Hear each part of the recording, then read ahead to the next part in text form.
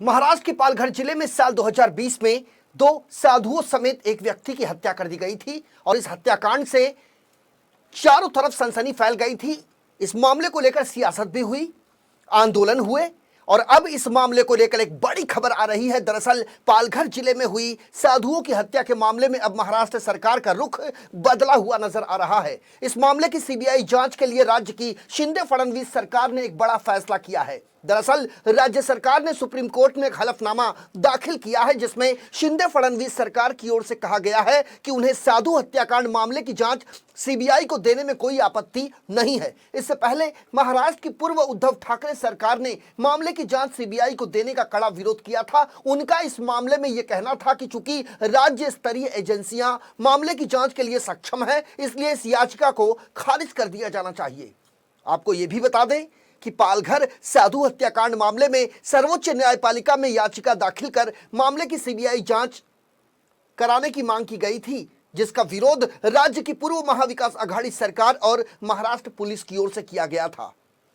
16 अप्रैल 2020 की वो काली रात थी जब एक तरफ कोरोना महामारी का खतरा लगातार बढ़ता जा रहा था तो दूसरी तरफ कड़े लॉकडाउन के चलते चारों तरफ सन्नाटा पसरा हुआ था। और ऐसे में मुंबई से सटे पालघर जिले के गुजरात बॉर्डर के पास रात के समय दो साधु, जिनका नाम कल्पवृक्ष गिरी सुशील गिरी महाराज था, उन्हें और उनके ड्राइवर नीलेश तेलगड़े की गांव वालों ने पीट पीट कर बड़ी निर्ममता से हत्या कर दी थी। साधु और उनके ड्राइवर अपने नासिक में स्थित गुरु के अंतिम यात्रा से लौटकर सूरत की तरफ जा रहे थे, लेकिन पालघर जिले से गुजरते वक्त ग्रामीणों ने उन्हें साधु के भेष में चोर समझ लिया, जिसके बाद बच्चा चोरी की अफवाह पूरे इलाके में बिजली की तरह दौड़ पड़ी, जिसके बाद ग्रामीणों ने पीट पीट कर उनकी हत्या कर दी।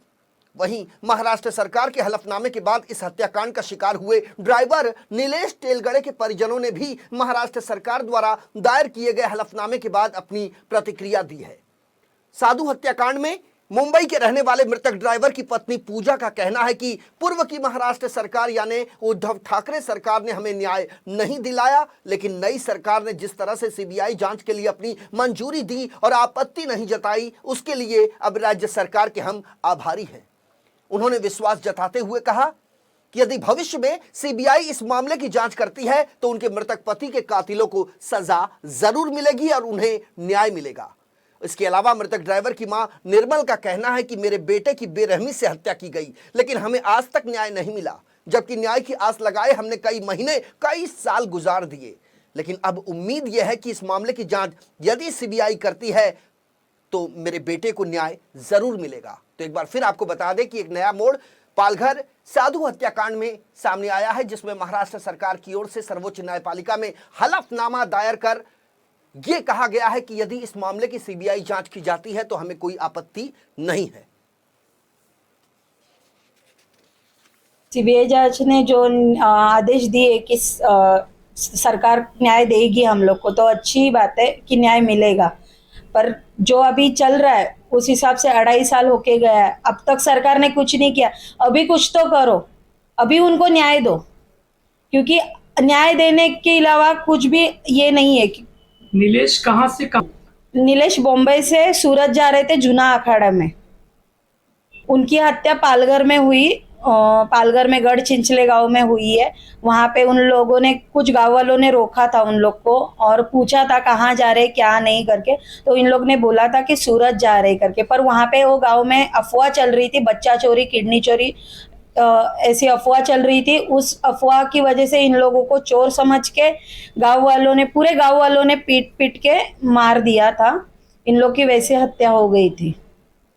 नीलेश ड्राइवर थे और वो महिंद्रा फर्स्ट चॉइस में जॉब पे थे ना, इवन कि साधु लोग के ड्राइवर नहीं थे। वो लॉकडाउन की वजह से पूरा महिंद्रा फर्स्ट चॉइस बंद था, तो वो घर में थे, तो साधु लोग को छोड़ने के लिए सूरत निकलने, मतलब जाने के लिए रेडी हो गए थे। लोग मुंबई से सूरत जा रहे थे, तो पालघर में ऐसा ऐसा हादसा हो गया उन लोग के साथ में। उन लोग जा रहे थे, ऐसा बोल रहे थे किडनी चोर है, ये है करके उन लोगों का तीनों का हत्या हो गया। अभी नई सरकार आई है तो मिलेगा ही, न्याय मिलेगा तो अच्छी बात है। हम तो वही सोचते हैं याद रहती, पर हमारे बच्चे ऐसे कि उनके सामने रोएगा तो उनको उसकी ज्यादा याद आती बहुत है। याद आती है, पर क्या करें अभी। तो क्या कैसे जरूरी है जिंदगी ना, जिएंगे वो सब जिला देखना जरूरी है, फिर करे तो क्या हुआ? क्या कहना चाहेंगे सरकार को आप? सरकारला काय बोलणार? सरकार को क्या बोले फिर? हाँ, क्या कुछ करेंगे ना अभी? सरकार से क्या सरकार भी कुछ कर रहे हैं ना अभी। काय पाहिजे हाँ? सरकारकडे? सरकार मिलेगा तो भी बहुत हो गया। क्या उनका बाल बच्चे का